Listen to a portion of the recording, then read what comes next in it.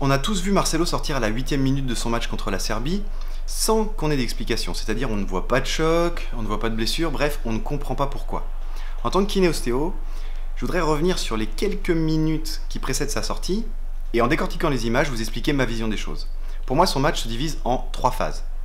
La première phase, c'est les 5 premières minutes pendant lesquelles tout se passe bien, c'est le Marcelo qu'on adore voir, il est agile, il est dynamique, il est sur tous les ballons. Et puis ensuite, il y a un événement qui paraît anodin, qui n'a pas été relevé par les journalistes, c'est ce tacle qu'on voit sur les images pendant un débordement d'un Serbe. Sur ce tacle, qui est rapide et en retard, malheureusement, il doit se relever très vite pour continuer à protéger son aile gauche.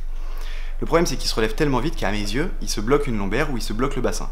Et si je pense ça, c'est parce que pendant les 2 minutes qui suivent, eh bien, il est sur aucun ballon.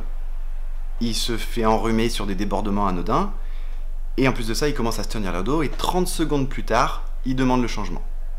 Les images qu'on a vues, c'est les discussions entre Marcelo, l'arbitre et le staff médical. À ce moment-là, qu'est-ce qui se passe? Le staff lui pose des questions, lui demande où il a mal, etc. Le staff sait pertinemment qu'à ce moment-là, c'est pas seulement un petit coup de bombe rafraîchissante qui va le soulager et lui permettre de continuer le match. Donc, ils le sortent et ils le remplacent par Luis Felipe. Les médias se sont un petit peu attardés sur le fait qu'il était étourdi, abasourdi, bref, titubant. À mon avis, c'est seulement un grand compétiteur qui est particulièrement ému et bouleversé de ne pas pouvoir jouer un match décisif avec son équipe et qui est simplement déçu. En plus, il boite pas. Il marche typiquement comme quelqu'un qui sait bloquer les lombaires, bloquer le bas du dos.